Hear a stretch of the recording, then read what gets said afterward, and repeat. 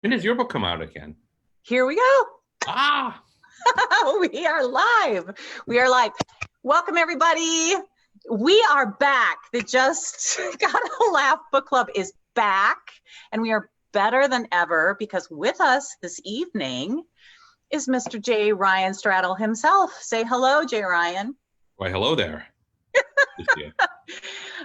Thanks everybody for joining us. I'm just gonna do a little bit of admin at the beginning, some announcements, and give people the chance to join in. So if you're here, give us a shout, let us know, add something in the comments, let us know that you're here. And tonight, I was just telling Jay Ryan before we went on that I think this is gonna be a chatty group tonight, and we are going to try and get to as many of your questions as possible. So throw them at us. Jay Ryan is ready. Now, you got your beverage? Let's just do our little beverage. Yeah. Okay. So Jay Ryan is reading, It's good reading. Yeah. You're drinking Founders All Day IPA. That's right. Out of Michigan. Out of Michigan, Grand Rapids beer. And I am drinking Lift Bridge Farm Girl Saison. I love Saison. Oh, we've got people joining. Okay, so Bethany is here. Josh Moling is here. Hi, guys. Elizabeth Reinecke is here. She runs Author's Answer. Oh, yeah. Hi, Liz. Yeah. She Elizabeth and I went to graduate school together at Davis. Elizabeth, Jay Ryan and I were talking about Davis right before we went on air. Couple of announcements, everybody. As you know, we had a whole summer schedule. Gretchen West is here from Stillwater Books. Hiya, she says. Hey. The Valley Bookseller, yeah. Yeah, I call her the other Gretchen. Mm-hmm. But she calls me the other. She calls me the other Gretchen. That's great. Oh, thanks for the Author's like Answer the shout out. Gretchens, yeah. Yeah, Elizabeth, if you want to put the Author's Answer website in your comments, and we'll give it a shout out. Yes, and I should give a shout out to Stillwater Books. Wait. Oh, Valley Bookseller. Yeah, Valley Bookseller. Yeah. In Stillwater, Minnesota, valleybookseller.com. Support them, if you will, Gretchen West. Please.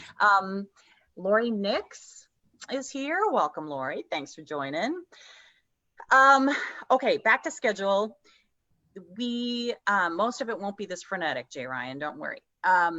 We had a summer schedule set up and then a bit of upset, and we just didn't feel like it was appropriate to be having literary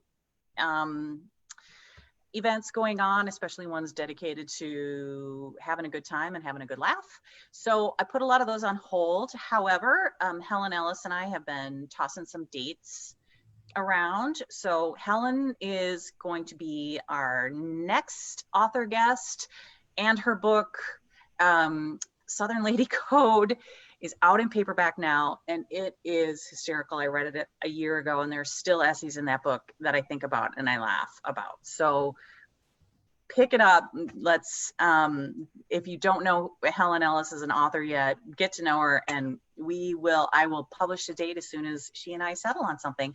Carol Tack is here. She is a librarian. Jay Ryan, I know you have, yes. Love libraries. Yeah. Oh, and Jan Selman from Excelsior Bay Books is here. Oh, fantastic. Hey. Yeah. Love your bookstore. Thank you. Thanks for coming.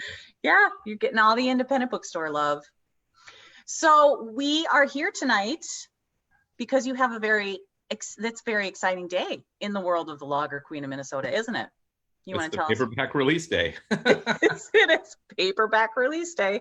So I think if you were waiting for Lager Queen to come out in paperback, it is out now. Here is your chance. But I think most people tonight will have read the book. So we are ready for your questions. Jay Ryan, I did not write out a long bio for you because I think most people who are joining us tonight know who you are and know your work, but I'm just going to highlight a few things. So your first book, Kitchens of the Great Midwest, ton of awards, New York Times bestseller, awesome, incredible book.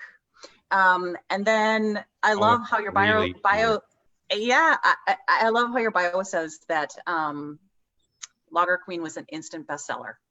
That is something to be happy about, something to be proud about. Thanks. Yeah. Yeah. But I here's did what I not want to see it talk about. coming. I wrote that book alone in an apartment in Beechwood Canyon, thinking that maybe my grandmother and my dad and my brother would enjoy it. And I got 2 out of 3 correct. My grandmother did not enjoy it.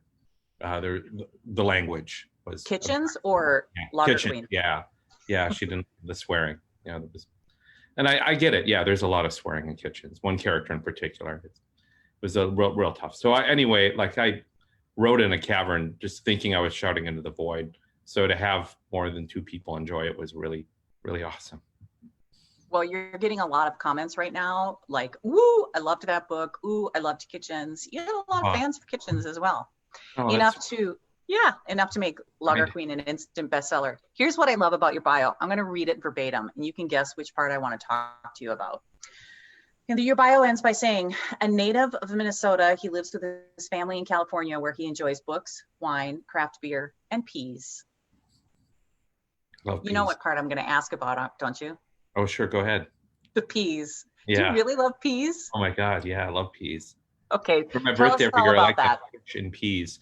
I don't know. They're just so approachable, simple, elemental, and yet satisfying. You love them enough to put them in your bio. Oh yeah, yeah.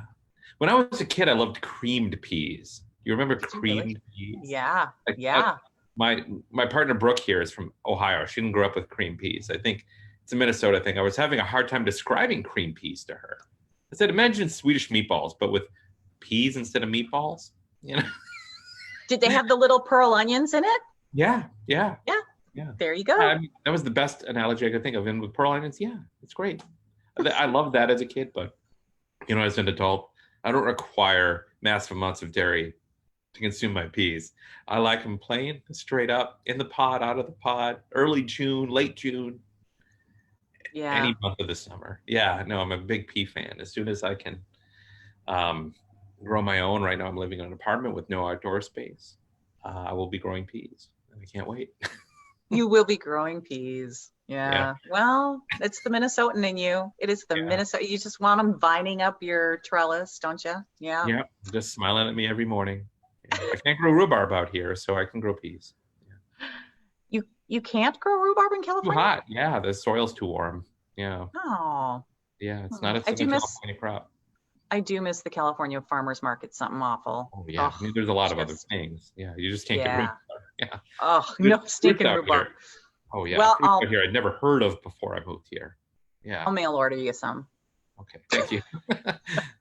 Okay. So I know people are gearing up for their questions. I want to get the most common questions out of the way. What are the most common questions you get about the Lager Queen? What do people most often want to know?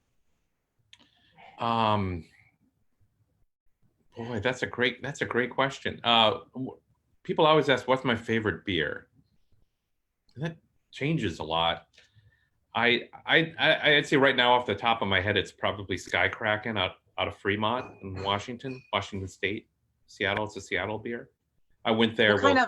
What variety is it? It's an IPA. Yeah, I went there while researching Lager Queen for the first time.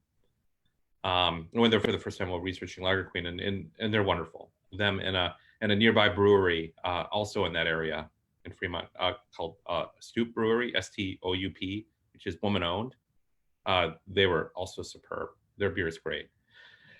But I can't get Stoop down here in Southern California. I can get Fremont, so I've been enjoying Fremont lately. But boy, just about any Minnesota beer. One of the things I love about Minnesota is that a lot of the craft breweries that have emerged in the last 15 years don't intend to get much larger than they are now.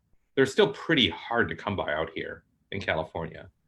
And I think they like it that way, where it seems like a lot of these California craft breweries have become empires and have been sold to multinational conglomerates. It doesn't seem like that's the end game for a lot of Minnesota breweries. There might be a couple that are willing to go that route or eager to, but I haven't heard about them if they are. One thing I've generally heard about Minnesota breweries from talking to people in the industry there is that most of them are as big as they intend to get.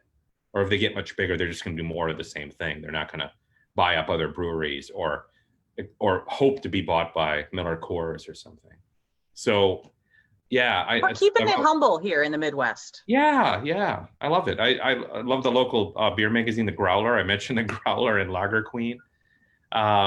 Yeah, just the whole beer culture in Minnesota is really awesome, and it's one of the things that inspired me to write the book in the first place. So yeah, people also ask me like what breweries I went to for research, and yeah, many were in Minnesota. I mean, starting with Spiral Brewery in my hometown of Hastings, which is superb. Growler actually rated them as having the third best Oktoberfest beer in the entire state last year. So they've come along in a short time. And they were also tremendously helpful. They're run by a married couple named Nick and Amy Fox. And Nick's sister, Jen, runs their PR and social media. And they were so transparent, so helpful, so eager to inform me everything about the nuts and bolts of starting a brewery. It was so helpful for Diana, so helpful for that chapter. And then also Shell's, brewery, conversely, was extremely helpful to me in informing Helen and Blotz. And Blotz, I was wondering about that. Yeah, because Shell's has an interesting history, because didn't they come back? Yeah, very much. Yeah, I mean, they stuck around. They were gone for a while, weren't they? Well, they weren't gone. They were just, not making headlines. There was a period where, things were going to look a little rough for them. They were competing with other breweries like Grain Belt, which they now own, or they own the rights to make Grain Belt beer. But they always had a little angle in Bach. No one else was making Bach. No one else had a Bach Fest in February. They had that. So they always kind of had that little corner. And from talking to the owner, Ted Marty, he said that, back in the day, beer was somewhat territorial in Minnesota. People generally didn't, they competed with each other, but they weren't cutthroat about it. So you could always kind of make a living, having your little slice, your region, where you were the beer. And to hear him say it, a lot of the brewers at the time looked after each other that way. But now, it's a different market, and they've got you kind of reflect that in the book with Blotz. Oh yeah, like that's I learned all that from him. He was a tremendously helpful guy. Ted and his son Kyle, just called them up, and we talked on the phone for about an hour. And in that amount of time, he did all the talking. I just wrote stuff down, and I said, "Well, boy, that's 40 years of Minnesota beer history right here in this conversation." Yeah, seriously. Yeah, so a lot the research for this beer was so hard, so much. It was so hard. I know. Visited almost 3 dozen breweries. Yeah. Didn't you say you visited like was it 50? Yeah, I visited about 50 overall, and I think 11 states. I think I only, I didn't want to take up too much space in the acknowledgments away from people, so I don't remember how many. I think just like 13 or 14 of the most crucial ones, the ones I went back to for information, or ones where I stayed in touch with them. Because one of the funny things about writing a book set in the beer world is that it's really dynamic. The beer world that you're trying to describe in 2015 is not the world that exists in 2019 when the book comes out. Oh, so you're having to go back and say, okay, what are you doing now? Or how is this being done differently now? Yeah. That's true. I hadn't even thought of that, because it's such an evolving industry. Oh, wow, that's true. Okay, so we're getting lots of questions. Okay, lots of fans of your book. Well, thank you. Thanks for coming, everyone. Carol Ann is asking about Edith. She really, really loved Edith. Oh, so do I. Do you want to give a little background on Edith? And yeah, I always wanted to write a character like Edith. I want more Ediths in fiction. I want more Ediths in culture, period. I grew up with women like Edith, and I just don't see them represented in fiction very often. Edith is. Tell us what you love about her. What do you love about her? She's just. I think it's probably too simplistic to call her an optimist. If you had asked her, she'd probably say she's a realist or a pragmatist. But she just has a way of shutting down lines of thinking that aren't to her advantage in a really subtle way. She just kind of sticks her head down and does her job, and thinks like, well, all right, I'm in this situation. Negative things are happening. I'll deal with it, and I'll just keep plugging, and doesn't complain, like right away on the first page. No one ever run a want ad looking for a complainer, she says. And that's one of the load-bearing walls of her personality, is the fact that, well, she'll look for ways to help. And if she sees a situation that is undesirable or unadvantageous, she won't complain about it. She'll either leave the situation, which she often does, or do something about it, which she eventually does in regards to her granddaughter's brewery.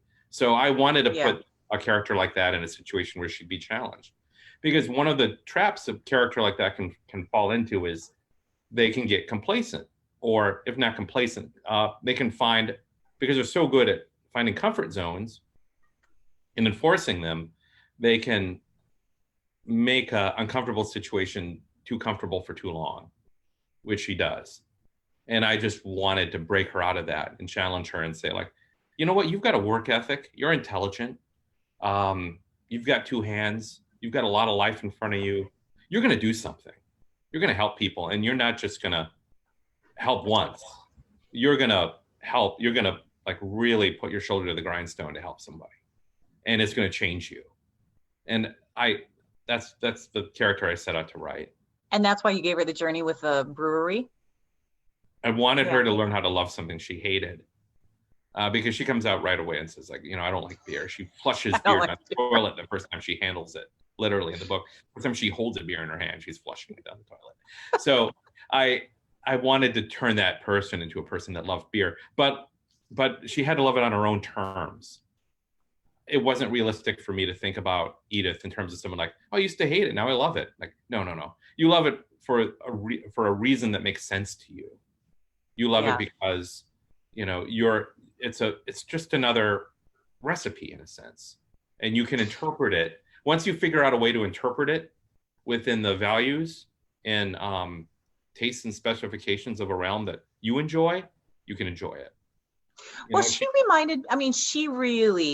She really personified I want to say Midwestern, but it's particular to Minnesota and Wisconsin, I think. I think so. The work ethic, and Nebraska, real farm country, where good comes from work. Yeah, right. You don't really have to work for something. You're not allowed to enjoy it. Right. Yeah, she's based in very large part on both my grandmothers, Doris and Esther. Now, Doris worked in a nursing home kitchen, just like Edith, was a dietary aide, just like Edith. Just like Edith would also find subtle ways to help the people that she felt needed a little boost in the nursing home. Residents, in particular, residents that weren't getting visitors. Yeah. It didn't take her too long to figure out who those people were. So she'd bring in my brother and I to visit them and be their kind of surrogate grandchildren. And we would bring them games and treats and play games with them and watch Jeopardy with them. And it was a lot of fun. And for my brother and I, who were little kids at the time, it was great. They're like, oh, wow, an extra grandma here, an extra grandma there. And, we didn't really had Werthers. Yeah. And jelly beans. Yeah. And we really enjoyed hanging out with Alice Sell and Mary Tedder and Mildred Freeman. Still remember their names to this day. Those are the three we visited the most. And it wasn't until much later I looked back and I saw the real kindness in my grandmother's subtle act here, because no one told her to do this. There's just something that she saw, like, these people could use some visitors. How about I bring my grandchildren to visit them? Maybe they'd like that.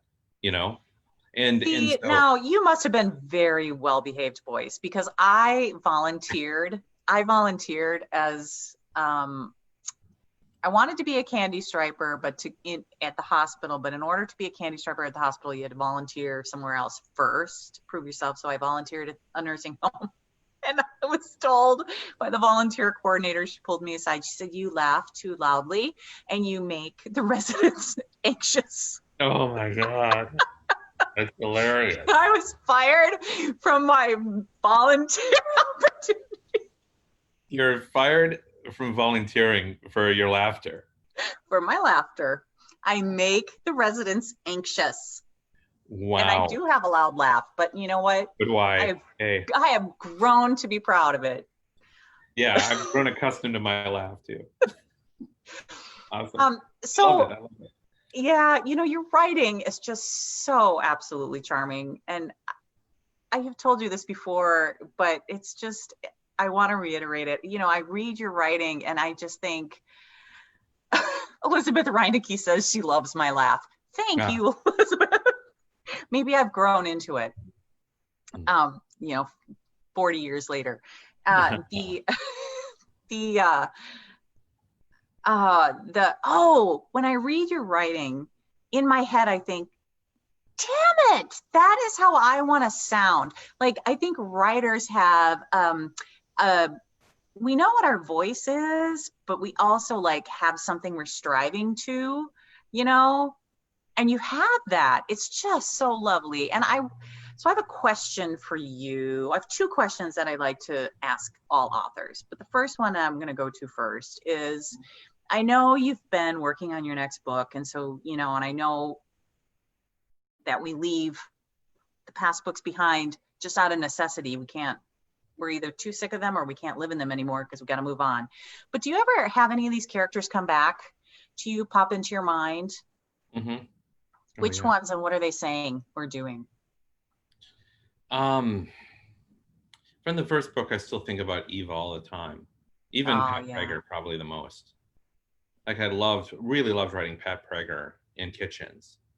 And Edith is sort of a variation on the type of woman I based Pat Prager on. I mean, Edith's older, from a different generation, has different values, but similar background and approach to life.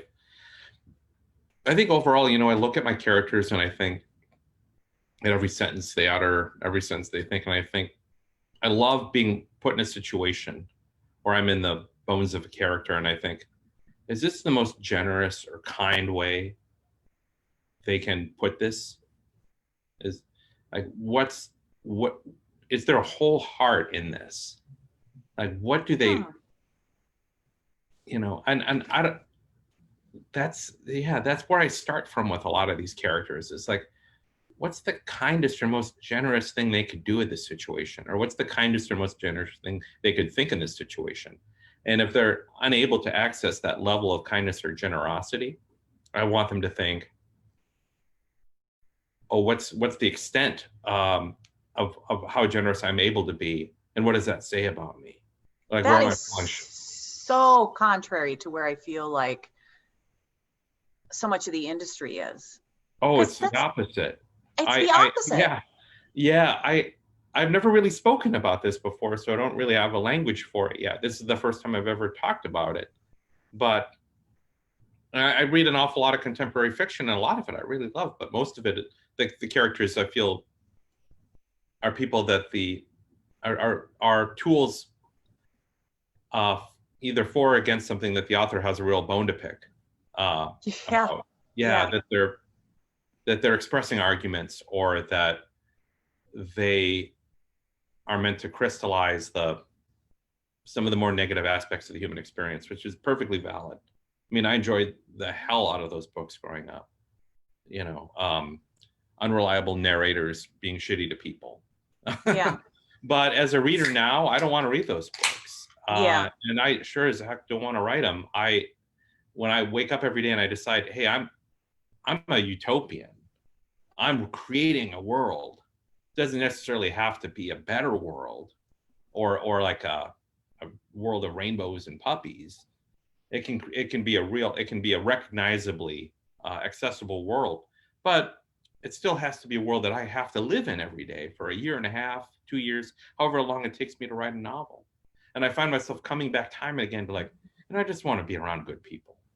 I love that. I love that. What is the kindest, most generous thing that they can access right now? Mm-hmm. That's within the realm of their personality. That is an act of humanity. Oh, I don't. You're exercising there. Well, it's also an act of just kind of keeping that spirit alive. It's been a really dark time. Yeah. And I didn't really want to add to the darkness. I felt like, I want to talk about people at their best, or people that they're not at their best, they're going to get there. they're going to find a way out of their own darkness if they're in it. And if they're not dark, they're going to find a way to brighten other people. I wanted to write about those kinds of people. So, and if I'm also writing about people who are aware of their shortcomings, I want to write about them attempting to overcome them and not just using those shortcomings as a high-speed train through which to propel them through the narrative.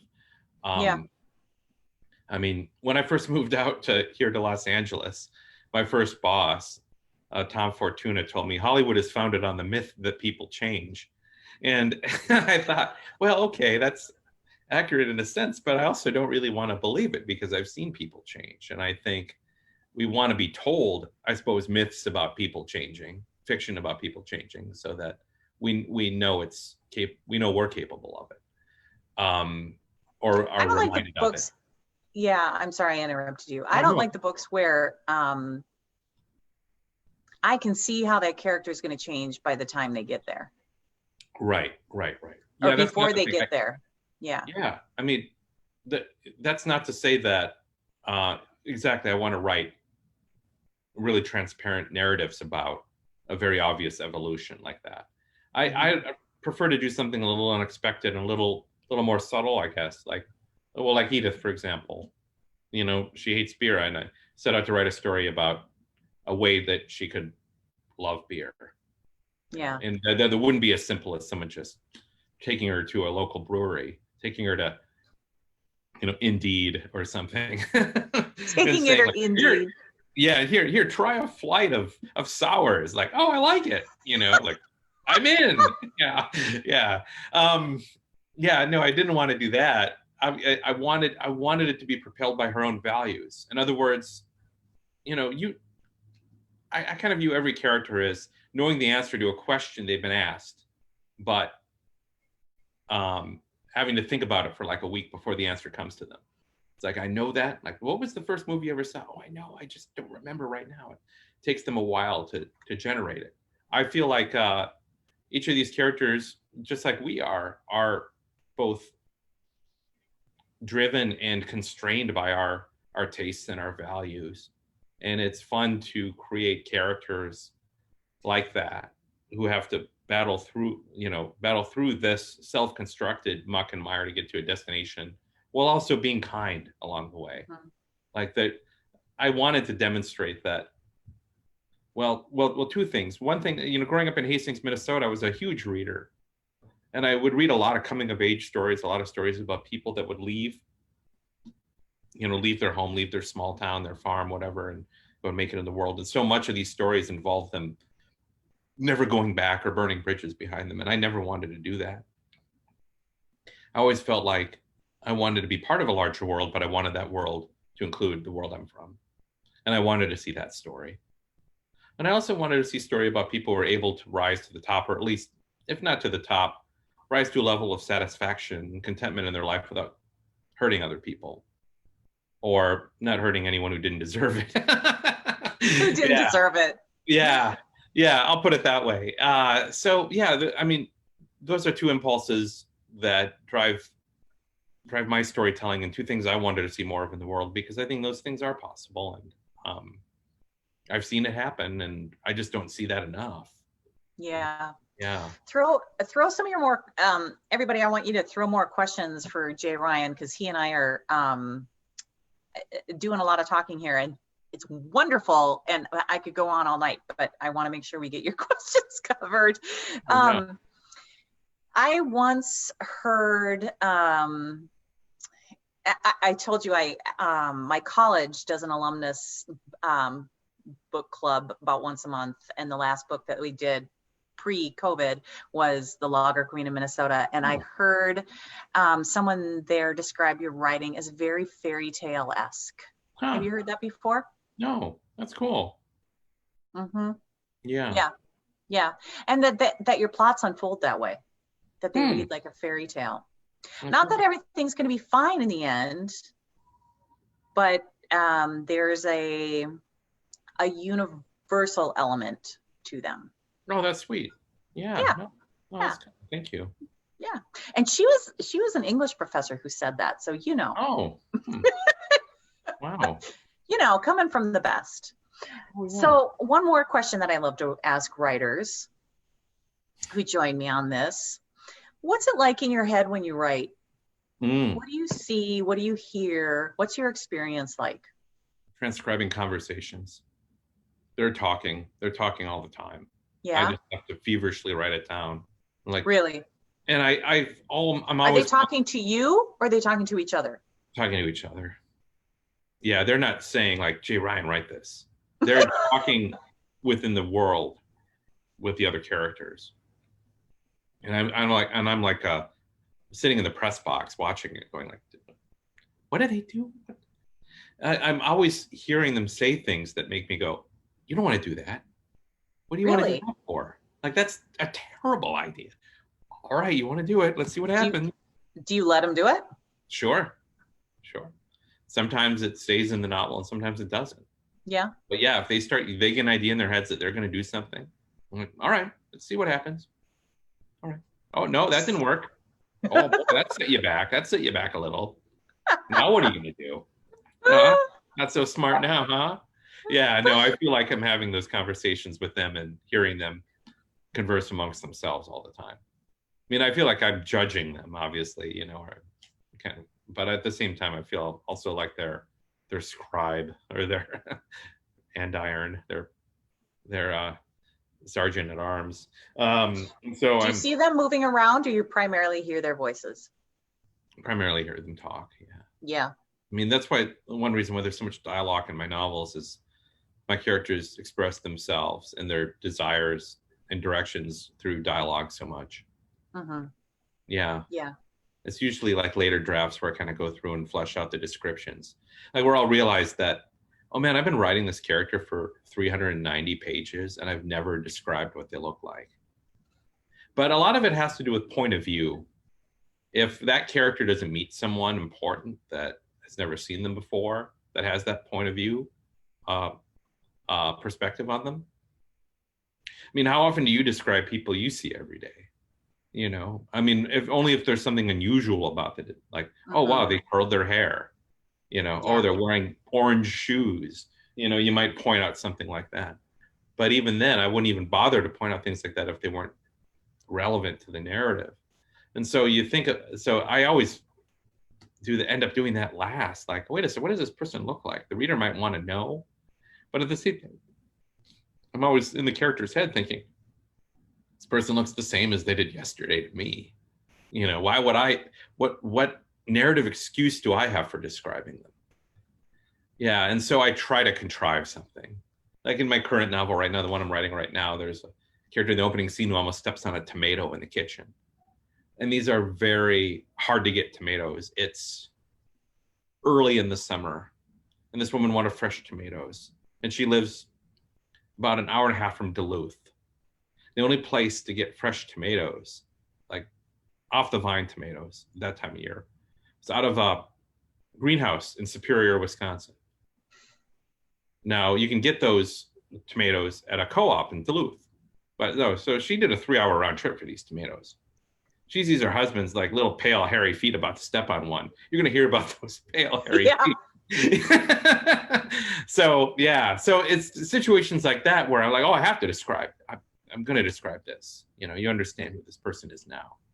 But for the most part, like, it's that's the hard part for me. I got so much more about. I understood so much more about Edith from I remember her watching a grasshopper outside her window in one of the first few pages. I saw so much more. I learned so much more about Edith and was able to imagine her so much more than if you would have physically described her. Yeah, maybe that's part of it. As I really tried to describe the characters through their actions. I just thought, what kind of person is Edith? That to me is more important than what they look like. Yeah. So I thought Edith is the kind of person that would see a grasshopper jump on the kitchen windowsill and think, oh no, now you're all exposed. A bird's going to come down and eat you. You've got to get out of here. And then poke it away and then go, oh no, you just wanted a break from the grass. I ruined it. Like, guilt. Yeah, that guilt. Minnesota guilt. Exactly. Okay, so Elizabeth is recommending, while we were talking, she says she keeps thinking about the documentary film, The Biggest Little Farm. Mm-hmm. Mm. Have you seen it? Yeah. Yeah. It's Yeah. here in California. Yeah. Yeah. It's a really cool film. She's like, sadly, I have to go. So she's not here to hear our Okay. discussion about it. Well, that's a good recommendation. Yeah, that's a Yeah. neat film. Christine says her question about the book is very specific. Christine, just go ahead and ask it. We'll take a specific question. Okay, she says, is there a part in the book where it looks like Edith and Stanley are going to have to move? Oh, look at me having to read with my glasses. That's all right. Move in with Colleen.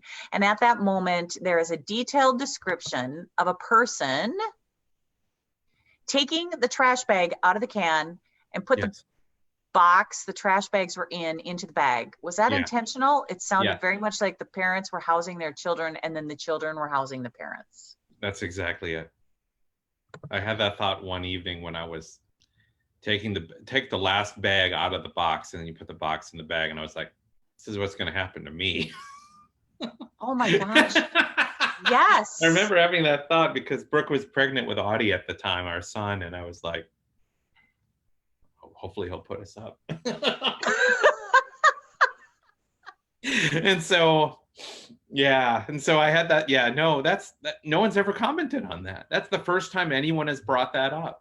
But ding, Christine, you win. Yeah, Christine, yeah. Maybe it's even a little heavy-handed as a metaphor. To me, it's a little on the nose now that I think about it, but it's like, I had that thought and I was like, I'll put it in the book because I was writing that scene at the time and I was like, how can I, because there wasn't any action in the scene at the time. Like I said, I often start with dialogue. So that was all dialogue. I'm like, what are these characters doing? They need to be doing, they can't just be standing there. This isn't a table read, so what's going on? What's going on in the kitchen when they're talking? And I was like, I got it. This is what they're doing. Well, Christine says, bravo. She loved that. This is a night of firsts. Yes, you had never talked about your kindness for your characters. Nobody had picked that up. It's your paper book launch. It should be a night of firsts, right? She loved it. Yeah, she's commenting on it. Well, it's 7:37.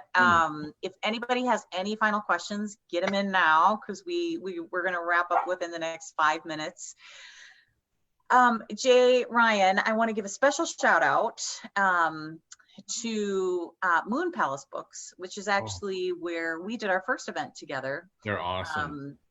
So if anybody is looking for another independent bookstore to support, Moon Palace Books is great. They are directly across the street from all the violence that happened with the protests. They're kitty corner from the 3rd precinct, but they are fine. They survived it just fine. But Bethany wants to know about your next book and if you have a sneak peek. Yeah. Right now the working title is Saturday Night at the Lakeside Supper Club. So it's set in a, being a Minnesotan, I know what a supper club is when you say that phrase. Not everyone does. I will say a Wisconsin supper. Yeah, Wisconsin is kind of the international capital of the supper club model of restaurant. But I grew up in southeastern Minnesota where there were a few supper clubs within a very short drive in Minnesota of Hastings. And there still is one, Wiederholtz, which is superb, and a superb example of a supper club. So I really wanted to set a narrative within a restaurant like that, have that location be a major part of a narrative, because one of the things I've been reading, especially in the time of COVID, I started writing this book before COVID, but really finished it the last 6 months, was that they estimate anywhere between 20 and 80% of the independent restaurants in America will close. Now, that's a wide range, 20 and 80, but they don't know how long this thing's going to last. So you think about a restaurant of the style of the supper club that is already not the style of restaurant that people are making new ones of very much. Yeah. It's kind of a vanishing model like this, and it's such a unique realm, for those of you who know it. I have a hard time describing it. It just requires too many nouns. Brandy old fashions, prime rib specials, fish fries. Yeah. But yeah, and so I wanted to write about this vanishing realm of restaurants that's still, still in plenty of places. These restaurants are doing robust business even now. I don't think they'll disappear in my lifetime, but That said, you don't know, and I want to capture them while I can, and tell a story within them, and set that story within another realm of restaurant, which is kind of the Perkins, Denny's, Baker Square style restaurant, Coco's, that kind of thing, the bakery slash restaurant. I guess less Denny's, more like Perkins or Perkins, Baker yeah. Square. Yeah, yeah, the kind that would have like the rotating pie display. Yeah. Exactly. Yeah, that kind of place that was huge when I was growing up, 70s and 80s. Yep. Perkins were everywhere. My mom was a waitress at Perkins before she went back to college and got her English degree. So I spent a lot of time at Perkins and setting that model of Midwestern restaurant opposed to the supper club style restaurant and the waning fortunes and golden eras of each. Yeah. So that's the setting. Is it a family? Is it a family? Oh epic?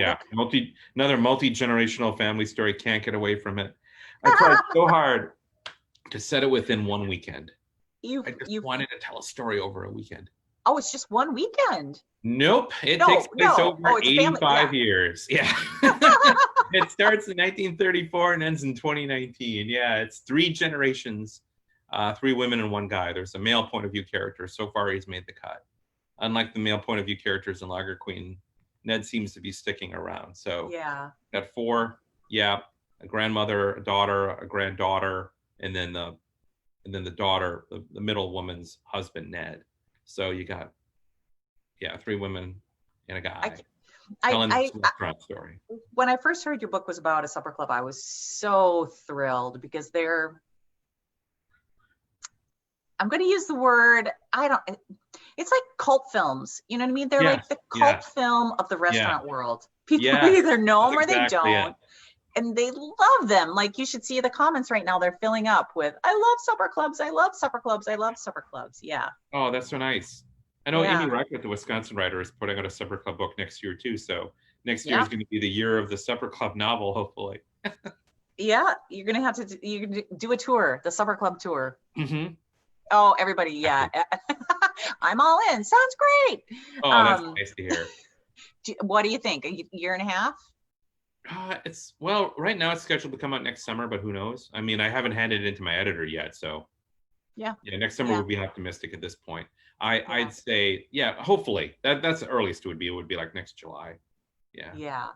I handed it to my editor on July 6th. I'm just, it's up for notes. My agent has it right now, so. Yeah.